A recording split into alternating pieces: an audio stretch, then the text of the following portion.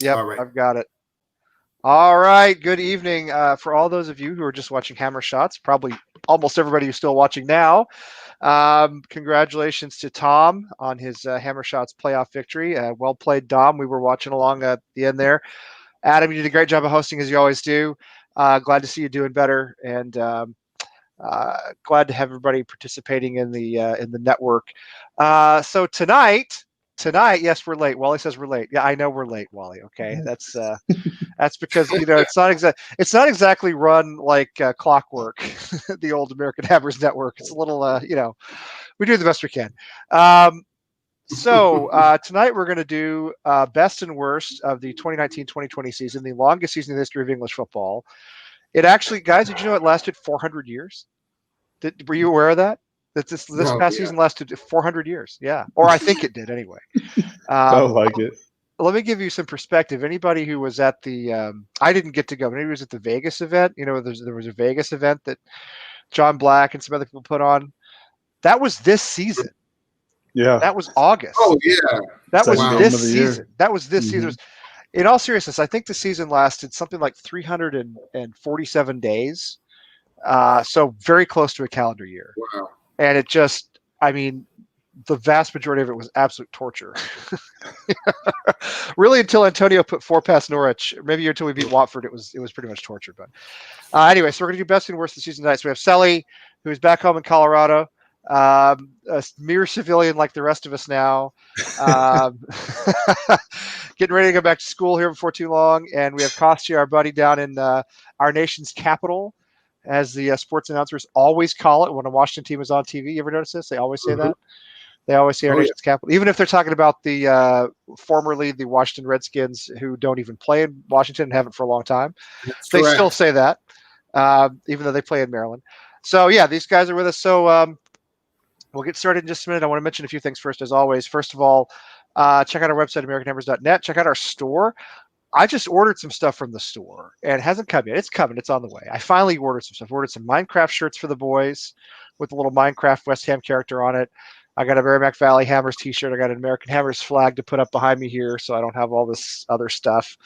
So I'm pretty excited about it, and check it out. It keeps us big. It keeps us going. It keeps us on the air. It lets us use StreamYard, which is the system you're watching this on now on YouTube. If you want to be on the show, let us know. If you, no matter who you are, if you're a West Ham fan, don't care where you are in the world, don't care what you're doing. We do it all times of the day and night. So let us know.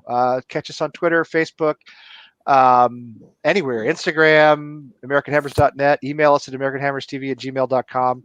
Whatever. Twitter's great. I'm on Twitter more than I should be.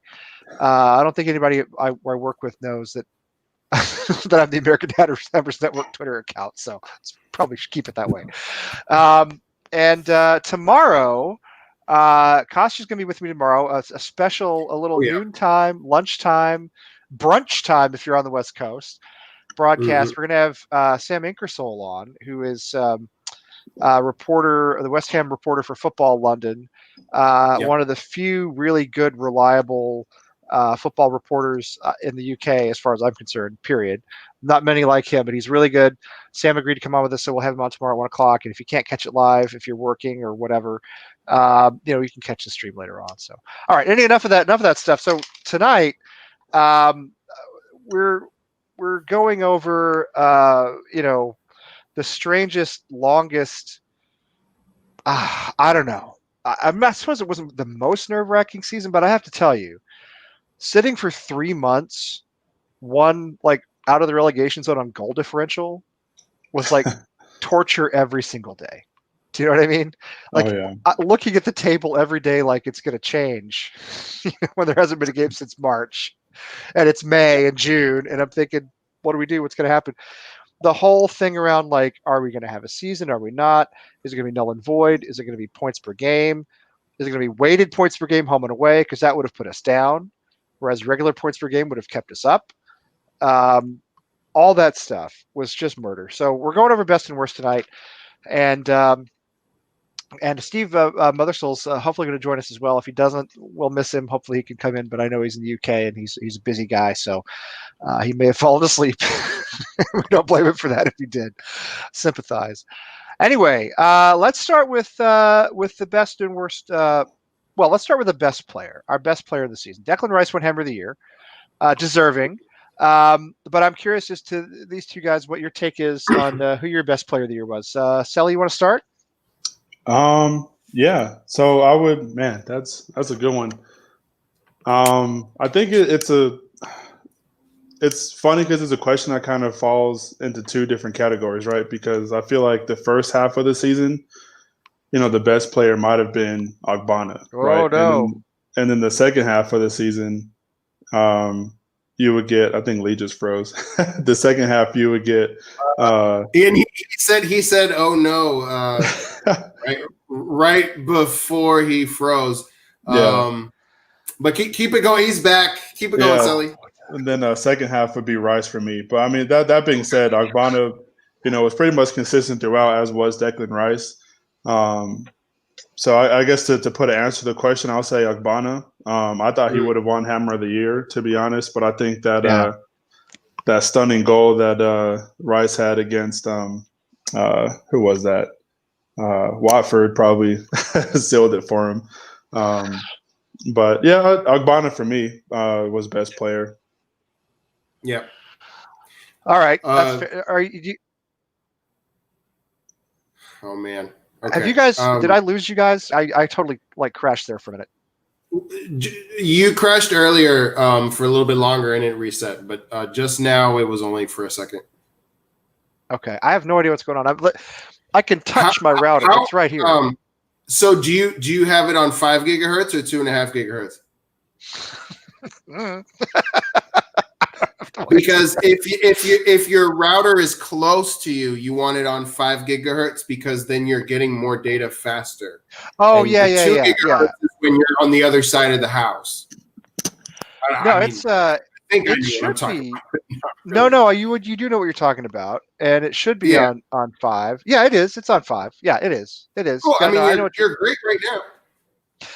This is so weird because I'm in this room all day, every day online, right? This is where I work now. And then I do these shows every week, and it's usually fine. So we'll see what happens tonight. Anyway, so Sally, I got from you Ogbonna. Which makes total sense. All right, what do you think, Kostya? I'm going to be boring here and agree.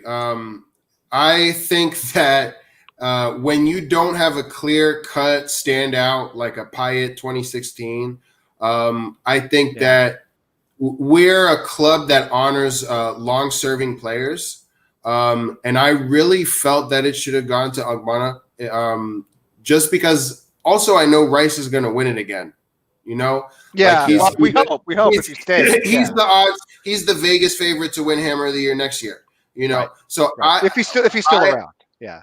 I think about Ogbonna as he's almost under the radar and underappreciated a little bit because the man was playing for Juventus and regularly being capped for Italy. Right. And when you come to West Ham, often it means you're maybe not as much in contention for your national team compared to your previous team if you're coming from a better team. And I don't think he's had Italian caps, maybe 1, maybe 2 since he's been with us, but not many. I can't think of many. Yeah. I would say too. That probably also falls into the fact that Italy kind of had a massive overhaul of their team after not going past the group stage in the last World Cup. Or not the last one, but the one previous. Yeah, they didn't. Which one did they not qualify for? Was it the last one they didn't even qualify for? There was one where they didn't qualify at all. Yeah, was that the last one? I think it was. Yeah. In Russia, not at all. They weren't even there. Yeah, they missed it. They missed it altogether, just the way the U.S. did. So, this is interesting. I mean, Danny's making a case for Antonio, and I would listen to a case for 3 different players for Antonio, especially since the restart. Definitely. Player of the month, of course. Player of the month without question for the whole Premier League, as far as I'm concerned. I'm gonna be pissed if he doesn't win that. Well, he won't because he won't because he's West Ham. You know he won't. It'll be Sterling. Yeah, no, don't even entertain the thought that he could win it because you know he won't. Even though he should, even though he scored 8 goals, in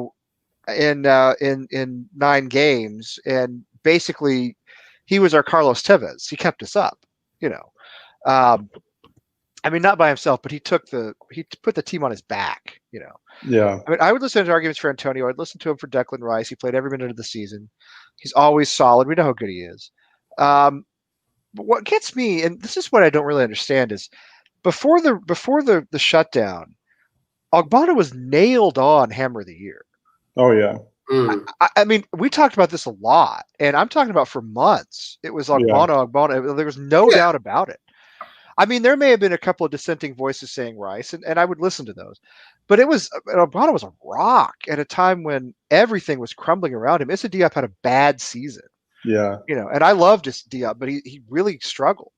Our fullbacks were an absolute disaster, until Ben Johnson stepped in. And that was more than anything to me. Right. Our fullbacks are the biggest problem we have in defense is we get just torched down both wings. And then we have to get our wingers to come back and defend, which some do and some don't. Felipe Anderson. But anyway, Ogbonna was like a sure thing, Yeah. And then all of a sudden it's it's Declan. I think part of the reason Declan won it, especially with the fans' vote, was people want to keep him. And our fans said, let's honor him. And I don't have any problem with that. And look, he played every minute of the season. Only 6 or 7 other players in the Premier League did that. But but for me, in terms of the player who stood out the most when we needed him the most, it's either Antonio or Ogbonna. And I would give it to Ogbonna because he did it all season long. Yeah. Because every time, every game we played, every time, even when we had a bad performance, generally he was pretty good. I know he made a couple mistakes. I know he did. I remember them, but he was the one guy after every game everybody would say, yeah, but Ogbonna was good. Even when Declan was lackluster, and he was a couple of times. Let's not forget. Ogbonna was very solid. So he'd be my choice. I think one thing that helped Rice as well, outside of, possibly the fans wanting to keep him, is the fact that Souček came along. No question. Because I think Souček and the fact that he was able to, cover more of the pitch than what Mark Noble would, and go more forward and track back better and just whatever the case may be, I think took a lot of pressure off of Declan Rice to not maybe have to run around so much. So Declan could, kind of save energy to be involved, for other parts of the game. But I think that definitely had a benefit too. I'm not trying to hate on Mark Noble. I know we do that plenty of times. I need to do it now, but I think just a revitalization for his position partner definitely helped a lot. I feel like. Yeah, and I think the thing with Souček is that if he'd been here all year, he'd also be a favorite for Hammer of the Year. Oh, no question. When you see how consistent he is, I mean, him and Bowen definitely have their hat in the ring for Hammer of the Year next year for sure. I think, Kostya, I think the point you make about Declan, if he stays, and I'm trying to be optimistic. We were just talking about this before the show. I'm a pessimist by nature, but I'm trying to be optimistic about Declan staying. So if he stays, he would almost have to be, injured or, God forbid, not to be Hammer of the Year next season. I mean, there's almost no way he's not going to get it. So and Ogbonna, again, he's a long-serving player. He's been around a long time with West Ham, longer than people think. He's solid. He's kind of an unassuming guy. He doesn't have a lot of personality. He tweets with kind of not great English because he's Italian, and he obviously writes the tweets himself. You know what I mean? Which I kind of appreciate. But he's a guy who kind of flies under the radar in terms of star power. And it's funny. I mean, Danny asked why should a defender win it? I mean, we've had defenders win it before.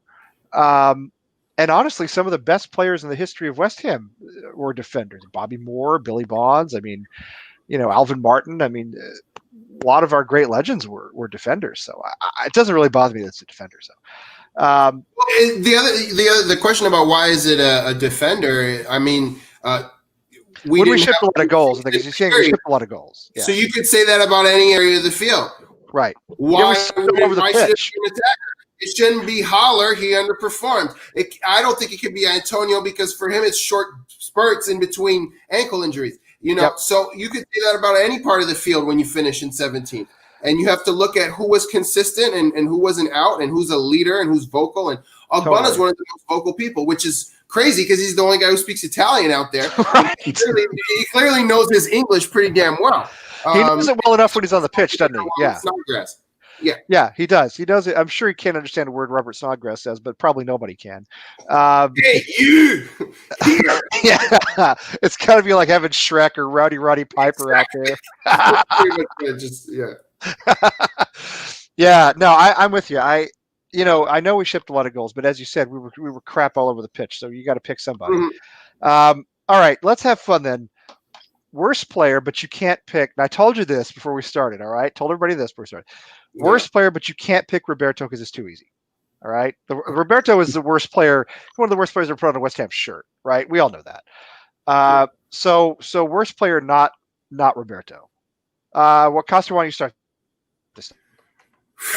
I'm gonna pick on someone. Oh, it's a little frozen there. Is that me who's frozen? No, it was me. It was me again.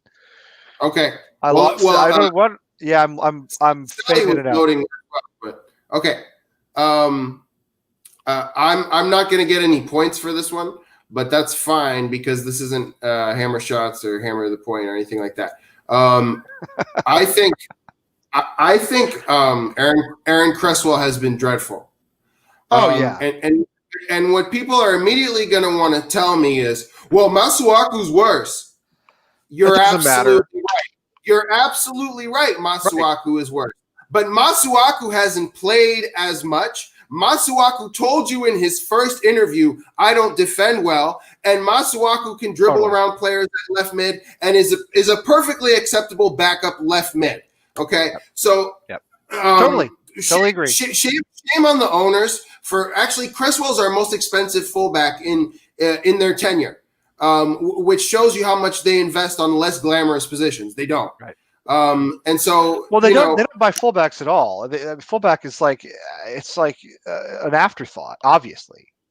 He used to have. I feel like I remember him being fast when Payet was there, but I think Payet just makes everyone so good around him that Cresswell seemed better than he really was. And people get by him all the time, and then that makes Jop look bad because he's left-sided center back often, or they switch or what have you. I could say the similar things about Fredericks, but the reason I picked Cresswell is because Cresswell decided to say, Declan would do well, with a better team in the media. It was not the right time. It's inappropriate. You're allowed to think it, but to go on TalkSport and say it, to me, that gives him the edge over Fredericks. Yeah, fair. I listen. If you look at Twitter, I mean, the Cresswell's just been absolutely roasted. So I'm with you. Tell me what you think. So I think the Fredericks and Cresswell might be the popular choices, but I'm going to go ahead and say Felipe Anderson because he was such a disappointment. I know last season it took him a couple games to kind of get his stride, but when he hit his stride, he was hitting his stride. So much to the fact that he got caps for Brazil for how good he was playing here. And that's, no matter what Brazil's doing, that's not an easy team to crack, the starting lineup for. But then he just disappeared out of nowhere. And that was incredible to me to see because he was one of the players I was excited to see. I mean, I wouldn't even be surprised if early before the season in our predictions, I would have said he would be in the running for Hammer of the Year, honestly. No, but totally. Listen, when we used to do our 10 questions, when we interviewed fans, you guys both went through this. Yeah. And at the end of the interview, we'd do 10 rapid fire questions. And one of them was, who's your favorite current West Ham player? I'd say a third of people answered Felipe Anderson. Yeah. I mean, this is before this season started. Yeah. When we first started, I'd say probably a third. And I mean, the guy had the ability. He was electrifying when he wanted to be. There was a game against Southampton last season. I think it was Boxing Day last season when Southampton scored this jammy goal. In fact, I had this pre-VAR. I think it was like with a hand. Mm-hmm. And he just went down and he thundered down the pitch and scored this incredible goal. Yeah. Just like, I'm doing this now. Do you know what I mean? Like, this is enough of this. We're putting a stop to this. And we ended up winning that game, I think 2-1 or maybe 3-1. I don't remember the score, but just totally a dagger right in the heart, Yeah. And this year he looked disinterested. Yeah. He didn't care. He didn't care. Of all the players who looked as though they were just looking for the next paycheck somewhere else after we went down, he was at the top of that list to me. Yeah, which is unfortunate because I think with if he played like how he did last season and we had Bowen, that could be extremely dangerous for the Wings. It could have been tremendous. Nobody would be able to stop that, or very few teams, I should say, would be able to stop that. But he honestly disinterested himself out of a starting position. He sure did, and we couldn't replace him either. I mean, we ended up having to stick Fornals on the left. That's not where he plays. But I mean, we had nobody else to put out there.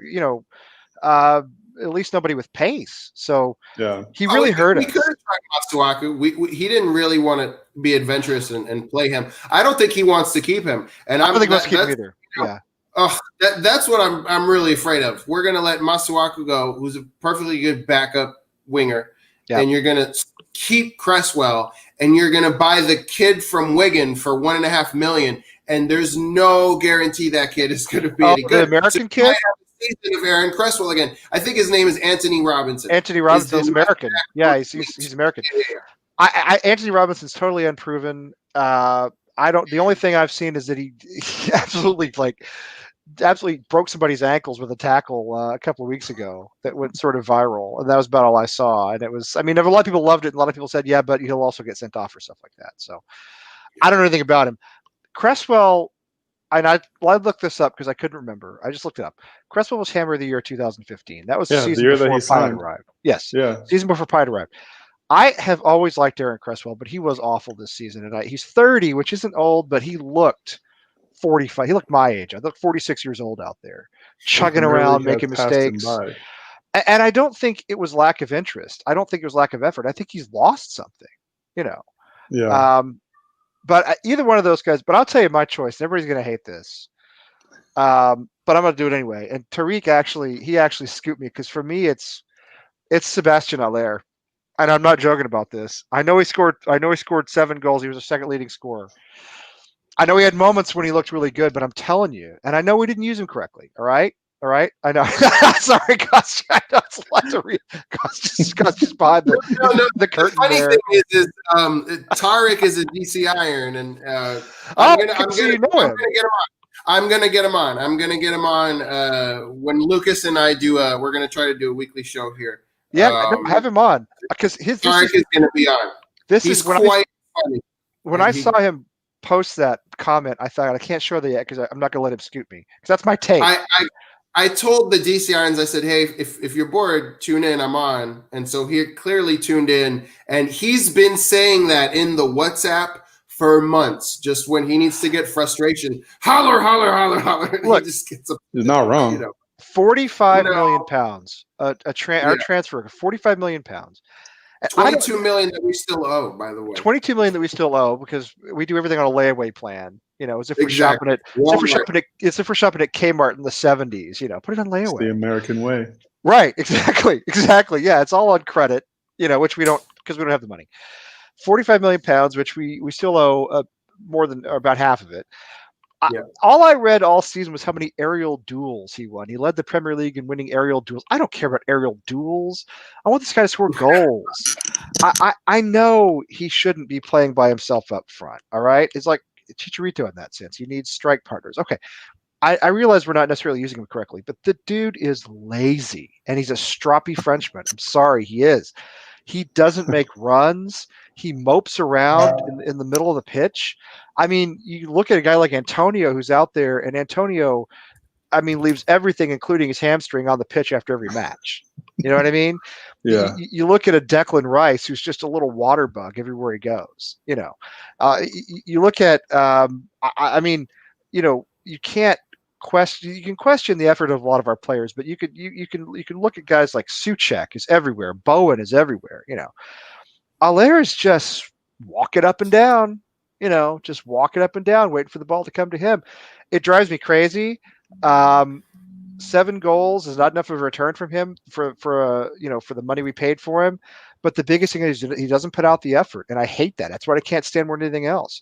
You go out there and run around like Carlton Cole and give it all you have. If you're not the greatest striker, I don't really care. I love Carlton Cole, not because I'm wearing a shirt right now, got his number on the back, not because he was the greatest player, but because you always knew the effort was going to be there. Haller's the opposite. He's super talented, just walking around, and to me, that's unacceptable. So I'm not saying we should sell him. I don't, what I'm saying I don't is think that we should sell him either. because I think no, if we right? use him Because correctly, he could still be good. But I what don't I like the keep fact looking that at, he doesn't put the effort out. what I keep looking at is his stats from Germany, like 20 goals, 12 assists in Right. 41 games. Where were the 12 And assists? that includes Europa League. I would have taken 12 like- assists. I don't remember having any assists. 613. 613. Okay. That's funny. He does. He walks. What he does, Kieran, is he just plain walks. I'm sorry, and that drives me bad. I'm not saying we should sell him. I And think what's interesting, we made an investment he's in had him. I a think couple if we beautiful- use him correctly, I think. Oh. Oh. Dude's got mad No. potential. I mean, you see how he is on the ball. He's fantastic with the ball on his feet. As big as he is, he's not afraid to kick the ball wherever it's at, whether it's above his head, to the left or right of him. I mean, we've seen him score some pretty nice goals this season, but Mhm. I mean, I do agree he doesn't put in 100% every week. And I don't know if it's a mental thing or if it's just I'm a striker, I score goals, that's my job.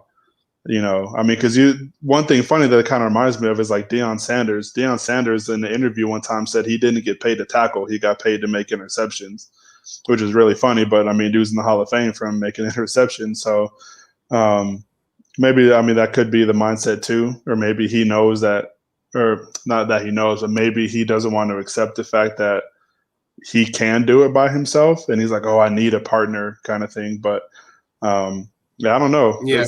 It's unfortunate, but I think a lot of these star players have a certain expectation.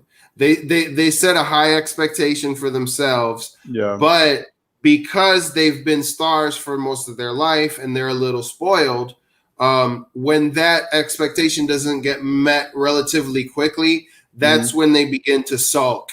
And I think you see that from Haller, but I think you can also see that could be possible for Anderson. So Anderson played really well and was confident in a season where what did we finish under Pellegrini? Was it 10th? 10th, But yeah. we were talking about, we were in the conversation for 5th, 6th, 7th for some of the season anyway. And Pellegrini comes in with this reputation, and Anderson does well. And then I think when Pellegrini isn't the same, I don't know what the shift was from the season 1 to season 2 being successful to not being successful, but that clearly hampered Anderson. And I think Haller, I remember I actually speak French, and I watched him do an interview for a French channel talking about the transfer. And it was like this 20-minute interview, and I wanted to get to know him. So I'm like, all right, let me listen to this. And multiple times he was talking about Europe. I think I can qualify for Europe with West Ham. Like, he felt like he's that piece, right? Yeah. That was missing in the spine of the team, and I'm sure Pellegrini had lots of great things to say to him. And then all of a sudden you're in 12th, you're in 14th, you're in 16th. Oh yeah, no, I want to be. I mean, I think that slide. It's not an excuse. It's not an excuse. I agree. But I will say I do think the slide down, because at the beginning of the season before Fabianski's injury, we were 3rd, 4th place, only lost 1 game. That was it. That killed everybody's kind of attitude. Oh yeah, no, 100% agree. But I think also at that same point, Haller scored like 4 of his 7 goals this season in that small time frame. Beginning. Yeah. So I think he was on pace to do great things, and I still think that he is that guy that can be that piece, because he's showing flashes and all that. But I guess just playing devil's advocate, I believe that I believe that he thinks there's not a defender in the league that can stop him from doing what he wants to do. He does have incredible potential, and the fact that he was that much of a, the season before we got him in Germany, that he did all that, granted, the Bundesliga might not be the best league, but 22 goals is 22 goals, in any top European flight. And it did qualify them for Europe there too. So I think he can do that here. Maybe it was just an adjustment from going from the Bundesliga to the Premier League, where every team brings it every week, So that might be it too. But at the same time, and as much as, like I said, it's not an excuse, we still need to play to that. If we're going to spend, club record signing or club record money for him, we have to either build a team around him or play to his potential, I guess. So if he's better with the second striker, and there were even flashes before the league stopped where we put him and Antonio together and they played fantastically. Oh yeah, that was one of his best. Again, they were both very streaky this year, where either they weren't there, they were out hurt, they weren't playing well, or they were doing really well in this little 2, 3, 4 week period. I think that we need to overhaul the whole kind of scouting and transfer market system. And that's not going to happen under this ownership group, I'm afraid. But I think that Haller is great within a certain system. He played with a striking partner like Jovic. And I think that sometimes it's been out in the press. We buy players more because of is it a glamorous name? That's something that we've done, is buy over the hill players like Joe Hart, Hernandez, almost in a manner of speaking. But then Hernandez is also an example of buying a player who doesn't fit the system as well. Right. Because he's a fox. If we had Hernandez and Heller together, dangerous. And absolutely so incredible. I've read on Nisa Mother Brown from a certain couple posters. This is of course not confirmed like officially, but that Pellegrini thought that he was going to keep Chicharito. Yeah. And they kind of surprised him by selling him without really a replacement. And Ajeti was the Perez replacement. Yeah. And so when that happens, and Obiang is the same. There's kind of expectation that Obiang was going to be replaced, and it didn't really happen. So we need to have a system approach where we from the top to the bottom, everybody's on the same page, from scouting to how we do things. And when you change managers so often, you can't really install a long-term plan. Yeah, no, and I agree. And you bringing up the name of Jetty kind of reminded me of something else that I know Lee wanted to talk about for best and worst signings. Best and worst signings. I think that might be. I think it's more of a conversation for the best signing, and I don't know if it's a fair conversation for worst signing. So I guess that being said, who was your best signing this season? I don't think you can be wrong saying Soucek or Bowen. Right. But I think Soucek edges him out a little bit. I think I have a recency bias there. I think I'm thinking of all the goals and how he did in this no fans restart. But I would say Soucek. But Bowen's also right there. Oh yeah, I mean it's definitely 1A, 1B kind of thing. But I would have to agree, because I think Soucek, saying that he brought more is not necessarily giving him, or not. I'm not trying to put Bowen down by saying that, but Soucek, Soucek and Bowen both covered every blade of grass on the pitch. They were everywhere. They gave everything, and especially for people who came in midway the season, they meshed really well, in my opinion. But I would have to definitely give it to Soucek too, because I think he improved on a position, kind of taking over for Noble. When Noble got hurt, or just when Noble didn't play, I think he did it really well, and he, was just better at it, just, obviously being younger and whatever else. But towards the restart, he was involved in maybe not every goal, but he was in the conversation for almost every goal, and that was nice to see. Like I said, I think he's definitely in conversation for Hammer of the Year next year, along with Bowen, and Rice if he stays as well. But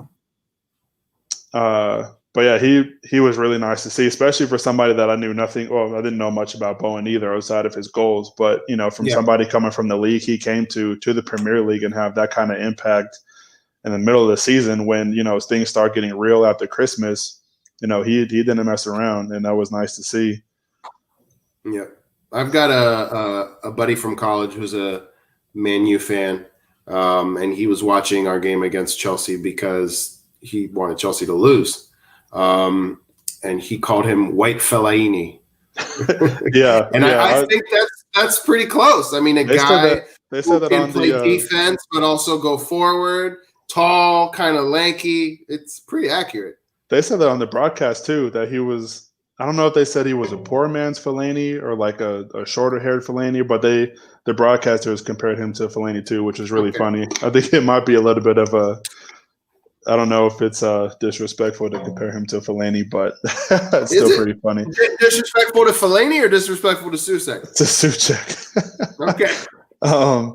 But he's kind of like the other comparison I would make is he's like Kouyaté on Kouyaté's best day. Like when Kouyaté was on fire, that's kind of how Souček has played, where he's just running up and down, contributing on both sides. I miss that guy. I still miss that guy too, especially how he runs. He was so lanky, he just ran so. Yeah, lanky. he just trailed off that last year, and I don't know. It wasn't the same. What it is. Do you want to do worst signing? Yeah, might as well. I think we might agree on this one. I think we kind of touched on it a little bit earlier, but yeah. So I'll go first. Oh man. So I'm not going to say a Jetty because I really don't think he got a fair shout. For somebody who's like a legitimate striker for what used to be club and country, he didn't get any kind of opportunity. And the couple games that he played, the entire team didn't give any effort. So I can't really give it to a Jetty. Roberto, I guess he'd have to be the answer. Which is really obvious. So it's got to be him. Dude couldn't stop a faucet. It's incredible. Couldn't stop a faucet with a bucket. Man, yeah, it'd have to be him just because he. And I know it's a team effort, but he's a big reason why we fell down as much as we did with that injury. Yeah. Look, Roberto is I think the answer that leaps to everybody's mind first, because he totally derailed our season. Mm-hmm. I was at the Crystal Palace away game where Snodgrass gave us the lead, and then Roberto had some howlers, and I think that was like the low moment really of the season where people were everybody's heads were dropping just because you knew you had somebody behind you that wasn't reliable at all. And now he's linked to Atletico Madrid. So I don't understand this world anymore. But back on topic here. I could easily go with the Jetty too, just because he's had zero impact. Yeah. But I'm going to do something that I hadn't planned, but I've thought about it while we've been talking. And my friend Tarek kind of inspired me. But this is as much about how we recruit, how we invest, and our ownership group and our administrators and whatnot, as it is the player.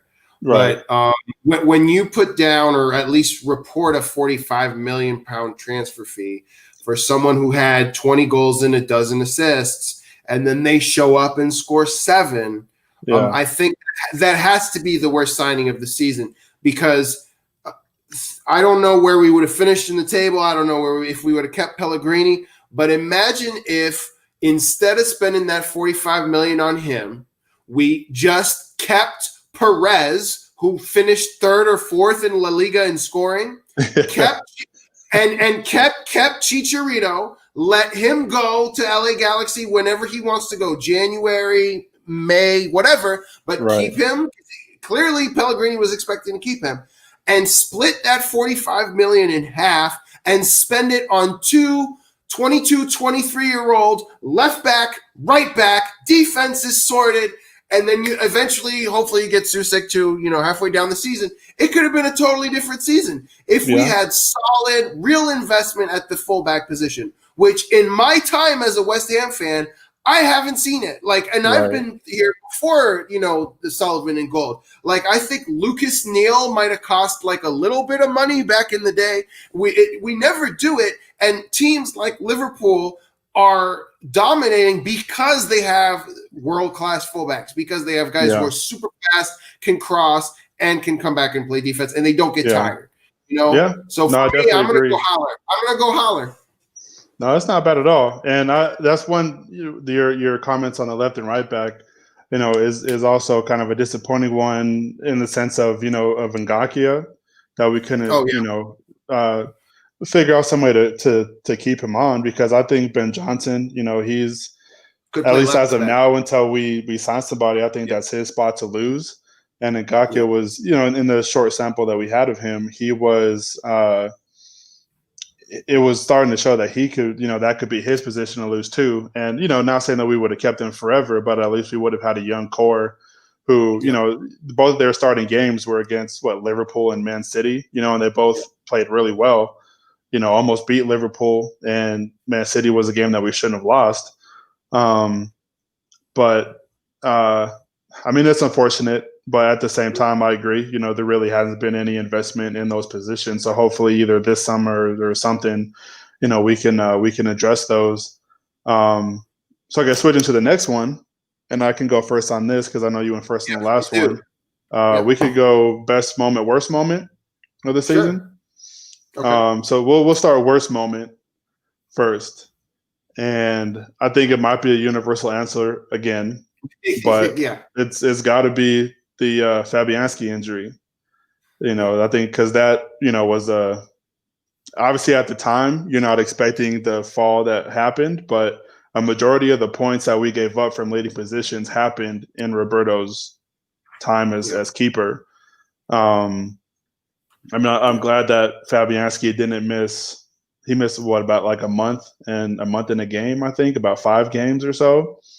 And a cup tie. I remember that he lost. He wasn't there for the cup tie, but that's got to be the worst, the worst moment of the season.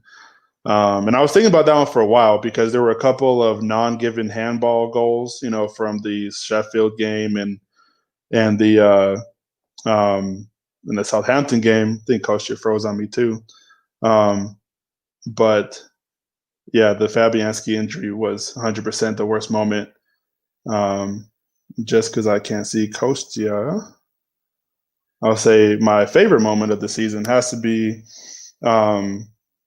probably both Chelsea games for me. I don't know if I'm allowed to bundle those into one answer, but best moment for the season was the first Chelsea game for David Martin. Team rallied around him, came together and got him a win. Especially for that being his first Premier League start, got the clean sheet. I think it was a big part in bringing the team together. And then, of course, the second time we played Chelsea, after losing to Wolves and Tottenham, to be able to fight back and win that game 3-2, I think was really big in us staying up. I don't know how to do that. I'm not sure how to bring him back in, unfortunately. But another thing too, I will say is for best moment would just have to be the 4 goals from Antonio. As much as we say that he can't score, it was nice to see him, literally put the team on his back and put 4 past Norwich, in a game that we should have won. It was nice to see that he was able to do that. That was pretty great. See here in the comments. Best moment, Antonio's 4 goals. Martin's keeping the clean sheet. Yeah. Kieran with Roberto's debut. Yeah, absolutely. Yeah, man, I do not know how to bring him back in. I apologize for that. How do you start Wi-Fi? Oh, wow. Okay. Kostia will be back in soon. Let's see. What would be another one? I think best goal of the season would be another one. And in the comments, tell me what you guys' best goal of the season or your goal of the year, I guess, would be for you guys. And Ben, yeah, I agree. The win at Chelsea was huge, especially since the team hadn't done that in 17 years. And then not only that, but we were able to do the double against Chelsea for the first time in a long time too. So that's pretty impressive. And obviously both of those wins helped us a lot in staying up. What else? Goal of the season. I'll have to say for me, I really enjoyed Declan Rice's goal in the Watford game, just simply because he doesn't really score that often. I think that was his only goal of the year, if not his only one, the second one. But it was something unexpected and something that the team needed. And it was definitely a heck of a shot, which was really funny too, because he tried to shoot from that same position the rest of the season and skyrocketed it. Excuse me. But yeah, his goal against Watford was superb. Yeah, and I'd be surprised if that's not the team's goal of the year too. I know Haller had a really nice one at Brighton, kind of the half volley, falling to the side. That was pretty sweet. I think his goal was it Norwich the first time we played Norwich. The one where him and the keeper went up for it, and he fought the keeper to get the ball and scored it. That was a pretty nice one too, just simply for the effort that he put into it. Yeah, Souček's goal. Yarmolenko's versus Chelsea was really nice because that was a huge one. 75-yard screamer, absolutely. But yeah, I think for me it has to be Rice's goal. What else? Worst goal of the season. Any goal that Roberto led through, I guess. I don't really know if he could really pinpoint it to just one, but I know there was a couple where we were playing at Crystal Palace, home to Newcastle, if I'm not mistaken. Because I know there were two games that we had leads. Actually, I don't know. I don't think we had a lead against Newcastle. I could be wrong. I might not be remembering that correctly. Yeah, I think the best. Yeah, Neil, as you were saying, the best reaction was Souček's reaction to Rice's goal. I think everybody was pretty shocked by that. No one more so than Kepa, I think. But yeah, that was that was pretty sweet. I like that one a lot. Trying to think what other. Well, I know one player I'm looking forward to seeing next season. Hopefully, if we bring them back and they don't get signed by the team that they're on loan for, would be Diangana. I'm really excited to see what he can do, because if he's able to come back and get starting 11 time, him and Bowen on opposite sides of the field could be a lot of fun to see. Diangana definitely grew a lot. I know that might not be everybody's favorite choice to be in the starting 11, but Diangana is a big reason that that Slavs men but got promoted. But I know we'll be in heavy contention because I know they'll want to keep him. But I think it would be great if we're able to, bring him back to West Ham. And not just him. I think it'll be interesting to see if him, Nathan Trott, just because I think Trott could be a decent shout for a backup keeper, especially since he's young, and I don't really trust Randolph that much. Plus, I don't think we need to go and spend money on another keeper. Especially Trott already has a deal with us, so I think that'll be an interesting thing to see what happens. Who else? Who was the other one? Holland. If we bring Holland back, I think it'll be interesting to see how much playing time he gets and just what he can do. Yeah, that's true, Fo. I can't put highlights on the screen. I don't have that ability, unfortunately, but I might. I can't put comments on the screen. But yeah, Pellegrini's insistence on playing Roberto was pretty bad. I don't know if maybe I could get the first couple times, to build confidence, but after a while, it was definitely kind of ridiculous. But yeah, so I got one question for you guys in the chat room. If you had to choose between keeping Diangana and keeping Holland, and the other one signs for the team that they're on loan for, which one would you guys want to keep? And I guess if you can type up a brief summary as to why, let me know. Oh, it's all good, Kieran. Yeah, I'm doing my best. Hopefully I'm not boring you guys too much. It's really interesting that the Wi-Fi is going out. I was kind of expecting mine to go out too,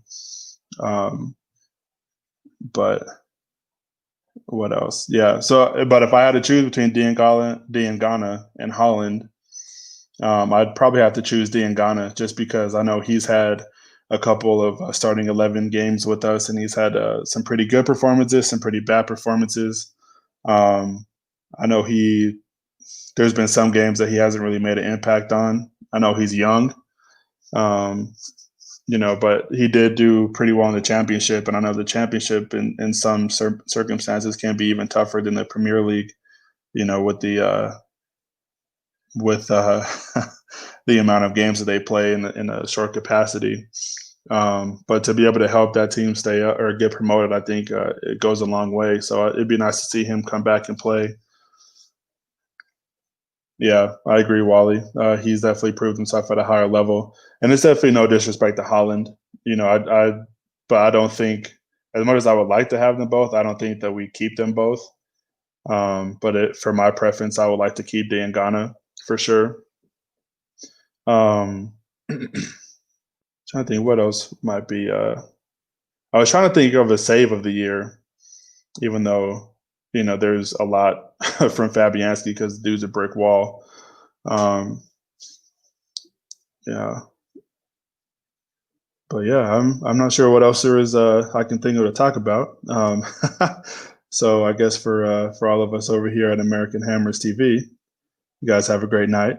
Appreciate Lee and Kostya bringing me on. I look forward to seeing you guys in the future. But for now, you guys have a great night, and we'll see you next time. Take care.